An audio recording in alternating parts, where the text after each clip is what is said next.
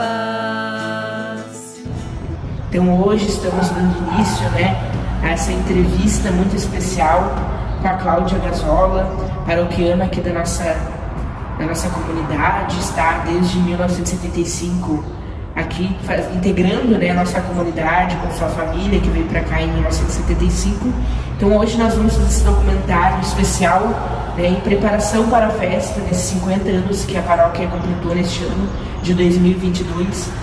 E em preparação para a festa, hoje nós vamos fazer esse documentário. Seja bem-vinda, Cláudia, para a gente nos contar essas novidades, essas coisas que a gente ainda é jovens, o pessoal que também integra a paróquia não sabe muito bem, essas histórias legais que a gente possa desenvolver.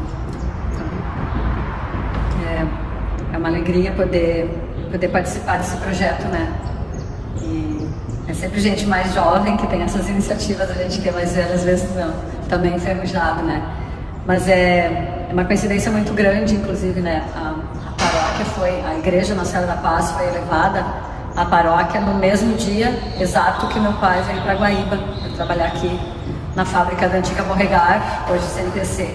Meu pai veio para Guaíba no dia 23 de fevereiro de 1972, Nós nos mudamos em 12 de abril e em 1975, então, a gente já começou a participar aqui, porque antes a gente participava lá no Livramento, porque aqui só vinha padre de vez em quando, E aí, naquele ano de 1975, 76, o Padre Vicente, então, já começou a vir todos os fins de semana para cá, E a paróquia começou a ter uma atividade mais regular, ter missas regulares todos os fins de semana, E já em novembro de 77, eu já fiz a minha primeira Eucaristia aqui, Em 13 de novembro de 77, fez 45 anos. Há 2 domingos atrás, Então, a gente já tem uma história, A história toda, da minha vida, bem dizer, foi aqui na paróquia, Foi aqui na paróquia. Então, muitas coisas boas, outras não tão boas aconteceram nesse tempo, mas aqui é a minha casa, Aqui é a minha casa. Sim, essa história é muito bonita de início, De uma caminhada. Quantos anos tinha mesmo?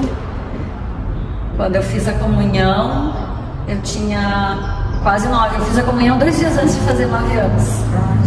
Então, com a catequese daquele ano, se a gente já for ter como apostolado, então, vamos dizer assim, a participação na catequese, então foi com 8 anos, E naquele mesmo ano, em 77, no dia 7 de setembro de 77, o Padre Vicente convidou a minha mãe para formar um grupo da Legião de Maria aqui na paróquia. Então foi no mesmo ano também, Então os movimentos da paróquia começaram a tomar corpo naquele ano de 77, Catequese, a Legião de Maria, que foi o primeiro movimento da paróquia, Depois vieram vindo os outros movimentos, Bem mais tarde, o CLJ, que veio em 1982, o Cursinho de Casais, que veio mais ou menos na mesma época também, tudo fruto de convite da Paróquia do Livramento, Nosso grupo de jovens, agora, dia 5, 6 e 7 de novembro, fez 45 anos do meu CLJ, Então, aliás, desculpa, 45, não, 82, fez 40 anos, do meu primeiro retiro de CLJ. Eu tinha quase 14 anos, faltavam uns dias para fazer 14, Nós somos uma turma grande, Então são tudo lembranças boas, da época, Movimentos que começaram fortes aqui na paróquia, Depois vieram outros, Vieram outros movimentos. Sim, o primeiro padre foi o Padre Vicente, Vai fazer 100 anos em janeiro, tá vivo ainda lá na Holanda. Ele manda algumas cartas e tudo mais. Ele manda e-mail, ele se corresponde com a Cleci, Maria Cleci Martins Guarese, e comigo, e acho que com outras pessoas também, Já tá começando a ficar um pouquinho esquecidinho, Mas de vez em quando eu recebo um e-mail dele. E ele foi o primeiro pároco, Mas teve algum padre antes? Teve um antes do Padre Vicente, mas ficou poucos meses, foi o Padre Humberto. Eu não lembro o sobrenome dele agora, mas o Padre Humberto acho que ficou uns 6 ou 8 meses aqui. Depois ele foi substituído pelo Padre Vicente, que ficou até 1985 aqui. Ele saiu em dezembro de 85 e aí em janeiro de 86 veio para cá o Padre José Luiz Freixo, que não é mais sacerdote, ele largou o ministério, Ele já era professor de física na faculdade, acho que voltou à atividade dele de professor depois, E Então o Padre Vicente, eu acho que foi o padre que mais ficou aqui. Depois dele foi o Padre Carlinhos, que ficou 11 anos, né? Então ele marcou bastante, né? Marcou bastante. Foi meu catequista de crisma, inclusive aquele ano não tinha catequista de crisma, ele que deu crisma pra gente, né? Por isso que certo que falam que ele foi o primeiro padre, né? Exato, que foi o que mais. Foi o que realmente deu início, né, aos movimentos. Foi o Padre Humberto, o pobrezinho, a gente não lembra. Eu lembro vagamente dele, lembro da voz dele. Lembro vagamente, não lembro do sobrenome dele, mas era um padre bacana também. Mas a gente teve pouco contato com ele, né? Então não deu pra marcar assim, não deu pra ter um apego com ele como a gente teve com o Padre Vicente, né? Mas foi o necessário vir o Padre Humberto para depois fazer já o caminho para o Padre Vicente poder vir para cá, né? E naquela época, como é que estava a estrutura assim da paróquia? A igreja era bem menor. A igreja aqui onde tem o presbitério, isso não existia, né? Onde a gente está aqui. A igreja começava onde tem as colunas aqui, que está a imagem de São João Maria Vianney e São Paulo, né? Nós tínhamos o coro ali que foi tirado agora faz pouco tempo. Tínhamos 2 portas na igreja de madeira. Aqui atrás a gente não tinha cerca, era tudo aberto, né? A casa paroquial, nós não tínhamos secretaria nem a sacristia, né? Só tinha a casa paroquial que funcionava como secretaria. Era o Padre Vicente mesmo que era secretário. Quem pegar os livros de registro de batismo naquela época vai ver a letrinha lá do Padre Vicente, que de vez em quando a gente não entendia nas cartas também. Né? Nós tínhamos um poço aqui atrás, tinha uma figueira enorme aqui, o salão paroquial era muito menor e ele era todo de madeira, aquelas tábuas de madeira, como é que chama? Aplainada de um lado e redondinha do outro, né? E às vezes chovia mais dentro do salão paroquial do que na rua, né? O banheiro, a cozinha era tudo dentro do salão paroquial, né? Então era tudo muito pequeno e mesmo assim se alugava o salão para casamento, para batizado. A churrasqueira é mais ou menos onde era e as nossas reuniões do grupo de jovens eram ali, na churrasqueira. Né? O grupo de jovens começou em pouco antes, acho que em 79, e eu fui convidada a participar pela Cleci. A família da Cleci se mudou para frente da minha casa aqui em 79. Não, em 1980. Se mudou para frente da nossa casa aqui na Avenida da Liberdade. E no dia do meu aniversário, no dia que eu estava fazendo 12 anos, eu vim participar da primeira reunião. Então a missa aqui era às 8h30 da manhã. Era às 8 da manhã a missa aqui. Depois o padre ia rezar a missa das 10 na Florida, né? Então, depois da missa das 8, a gente fazia reunião dos jovens ali no salão. Depois ia para casa, domingo almoçar, né? E aí em 82, com a entrada do CLJ, as reuniões passaram a ser no sábado, para a gente ficar em conformidade, né? Com a arquidiocese, com a folha de vivência, tudo como manda o figurino, né? Sim. E daí já tinha estatuto, já tinha toda uma estrutura mais organizada, né? Então pode-se dizer que a igreja estava mais movimentada naquela época do que hoje? Olha, a nossa paróquia. Eu acho que a paróquia veio num crescente, né? Veio num crescente. Aquela época, claro, estava no início, então tinha... o mundo andava de uma maneira diferente também, né? A gente via, claro, por exemplo, isso independente do que vem acontecendo, independente de pandemia, mas a gente via muito mais gente nos movimentos, mais gente ajudando, né? O pessoal começou a ficar, parece que, muito ocupado para fazer muitas coisas, né? A falta de comprometimento hoje eu sinto que é muito maior do que naquela época, né? E outras coisas, por exemplo, que a gente acompanhou com certa apreensão, por exemplo, de ter gente da arquidiocese ter que mandar um termo para as pessoas assinarem que não querem que paguem nada pelo serviço. Onde é que já se viu isso, né? De gente colocar a paróquia na justiça porque estava limpando e considerou aquilo como um serviço e a paróquia devia alguma coisa. Isso não tinha. A gente tinha aqui gente para fazer limpeza, não precisava pagar ninguém. Cada dia tinha, cada fim de semana tinha uma equipe que vinha. Eu mesma já fiz parte de uma equipe aqui. Com mais 2 senhoras a gente limpava. Uma ficava no coro, outra ficava aqui, outra ficava no altar, né? Então o pessoal colocava a mão na massa mesmo.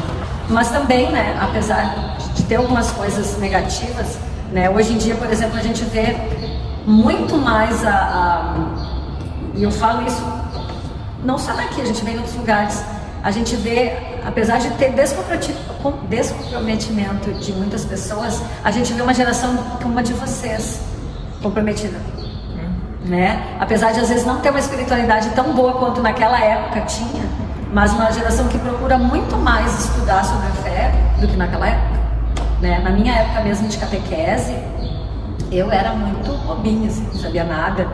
Então a gente não tinha os meios que tem hoje, né? Olha o catecismo da Igreja Católica, além de ter o físico, tem internet, né? O alcance hoje em dia, com essa ferramenta maravilhosa, que às vezes é muito mal usada, que é a internet, né? Claro que isso também deixou muita gente acomodada, né? É um contraponto. Mas a gente vê assim, essas mídias mesmo sociais. Eu fiz faculdade de comunicação, então a gente vê como tem gente que usa isso a favor agora da evangelização, né? Alcança muito mais pessoas. Quem de nós não assiste pregação de algum padre que nem é da nossa realidade aqui, que é lá às vezes de outra ponta do país, né? Isso não tinha na nossa época, né? Então muitas coisas a gente tinha que perguntar pro padre. E às vezes o padre não sabia tudo, né? Se esforçava com certeza, mas não sabia tudo, né? Mas tem esse contraponto, então, de uma piedade maior que tinha naquela época, mas de hoje em dia, de uma sede maior, de uma busca maior, hoje em dia, que a gente nota isso, né? Principalmente na geração de vocês, né? Esse resgate das coisas do passado, que naquela época não tinha, porque se tivesse essa preocupação, a gente teria muito mais material agora fotográfico. A gente teria, também, né? A gente teria muito mais material hoje em dia fotográfico daquela época, porque o pessoal tirava foto da fila da comunhão, mas não tirava foto do altar da igreja, não tirava foto do padre, não tirava foto do entorno. Hoje em dia as pessoas querem saber, né, muito mais coisas, né? Se perdeu muitas coisas, né? Pela falta de interesse, às vezes, de memória, de estudo, né? E a gente pode ver isso também na questão da participação de hoje em dia das pessoas mais velhas, né? Né? Adultas, vamos dizer assim, porque a gente não vê muito os adultos participando, né? Naquela época tinha 40 catequizandos em uma sala de catequese. E cadê esses catequizandos, né? Essa questão. E a gente também tinha, uma época, a gente tinha muito mais catequistas, né? Teve épocas assim que a gente podia escolher o dia que queria da catequese. Teve uma época que eu mesmo fui catequista dos 3 sacramentos e nós tínhamos 2 encontros por semana de catequese. Da minha turma era terça e sábado, né? E não tinha esse conflito. Hoje em dia tem mais, realmente. Hoje em dia no sábado tem mais coisas na paróquia do que naquela época, né? Mas, por exemplo, se a gente fazia uma missa com as crianças da catequese, tu tinha crianças lendo aqui na frente, rezando as preces da comunidade, passando o cestinho na hora da oferta. Tinha a turma da catequista A, na responsável pela missa do sábado de noite, a turma da catequista B, responsável pela missa das 10 da manhã, no primeiro domingo, no segundo domingo era outra, sabe? Então tinha mais, né? Na época do CLJ, eu me lembro que todo sábado a missa era do CLJ. Missa do CLJ não, vou corrigir isso aí, né? A missa que estava com a liturgia preparada pelo CLJ, né? Os cantos e tudo, né? Então tinha, hoje em dia a gente vê uma dificuldade muito grande, né? Esse ponto hoje a gente vê assim que tem mais pessoas na igreja assistindo a missa, mas menos pessoas comprometidas com ajudar a realização da leitura, da equipe de cantos. Fazer, né? A fazer acontecer, né? Então esse contraponto tem, né? Esse contraponto tem. Mas a gente sabe que isso faz parte, né?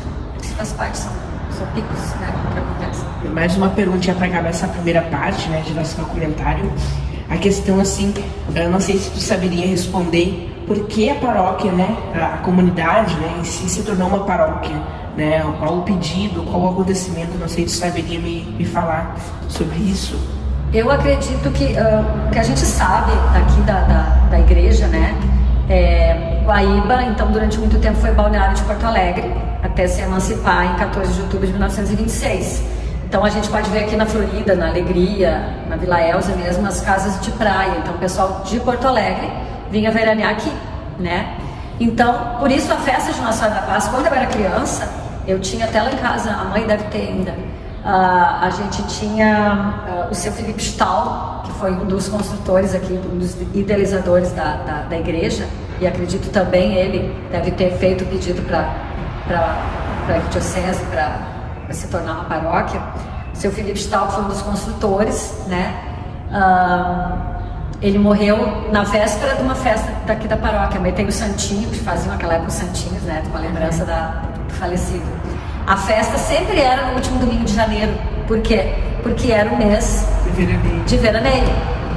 Então o seu Felipe morreu no dia 19 de janeiro, dia 20 de janeiro, e foi velado. Foi a primeira vez na minha vida que eu vi um defunto. Ele foi velado aqui, trouxeram o caixão dele. A igreja ficou aberta o dia inteiro, as pessoas podiam entrar, rezar pelo corpo dele e ir pra festa.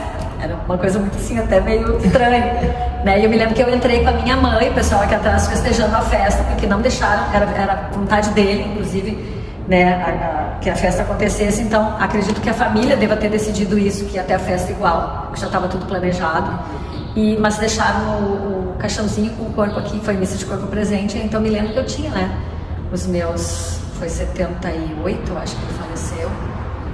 Foi o mesmo ano. Foi janeiro de 78. Então eu já tinha feito a primeira comunhão, teve a missa e o caixão ficou aqui, né? O neto dele até, meu amigo, não fez. Então eu disse pra ele que a gente precisaria de algum material, mas no fim depois eu não achei mais ele. Não me respondeu.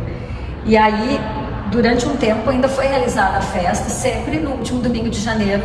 Só que o que aconteceu? Com o boom das praias, o pessoal ter casa em praia, começou aqui em janeiro, o pessoal já não estava mais aqui.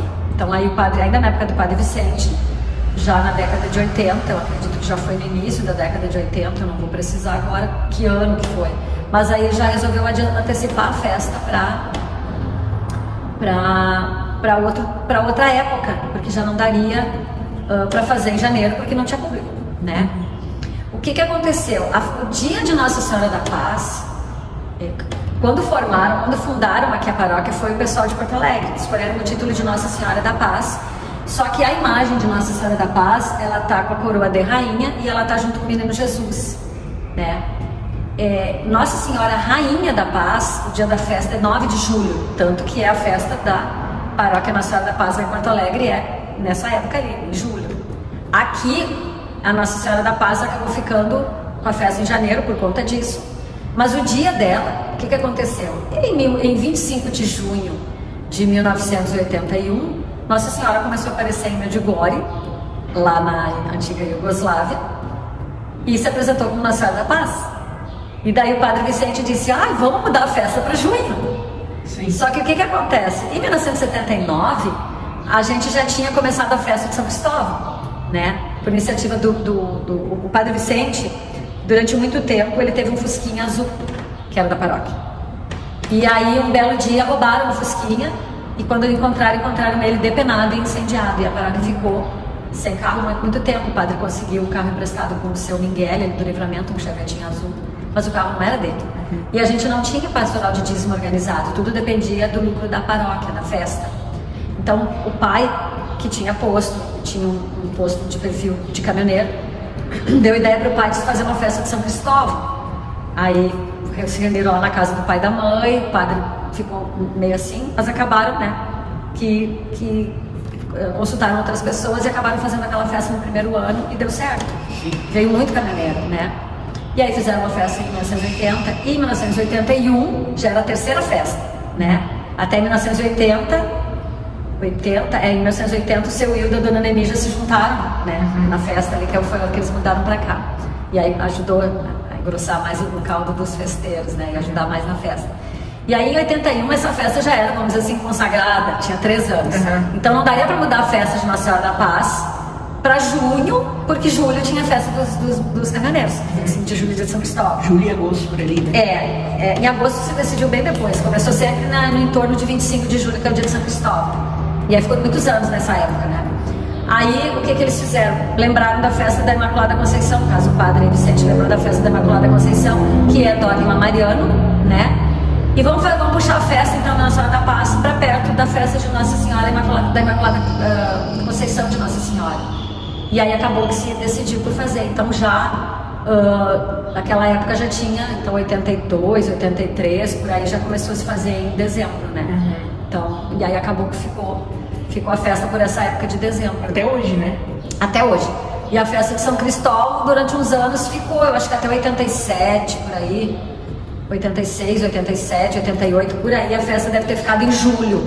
Daí depois, o que aconteceu? A festa é em Canoas. Tem uma paróquia São Cristóvão em Canoas, que ela é grande, movimenta muita gente. Então, para as pessoas não poderem prestigiar lá também, quem quisesse, né?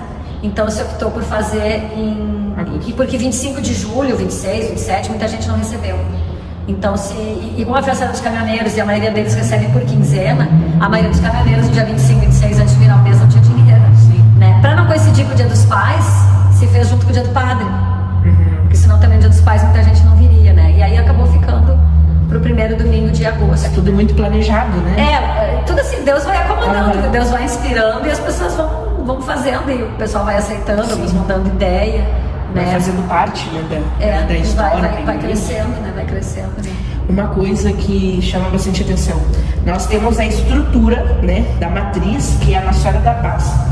Nós temos outras comunidades, né?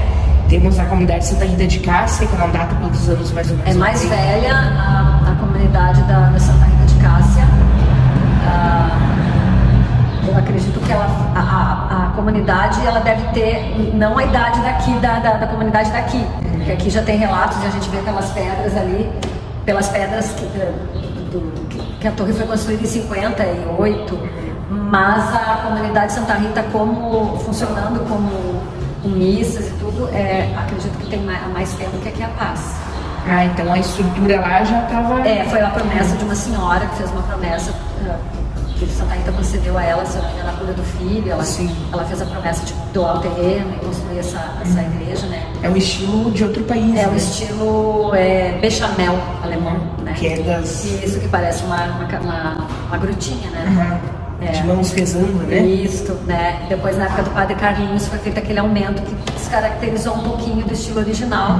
Né? O pessoal no início foi meio resistente, não gostaram, mas acabou que a gente acostumou, né? A gente acostumou. Então a paróquia aqui é de 58, mais ou menos, né? Um pouquinho A antes. estrutura da igreja, a paróquia é 72, né? Mas a estrutura da igreja tem ali na entrada, o sino foi doado em 59... 58, e 59 foi aqui da torre. Tem até fotos Tem fotos dessa construção no História de Guaíba, naquela página do Márcio Cristani, ele tem essas fotos, que alguém postou ali no grupo, né? É bem bacana. Sim. Então a estrutura da matriz, né? Ela data do final da década de 50, a construção dela, né? Sim.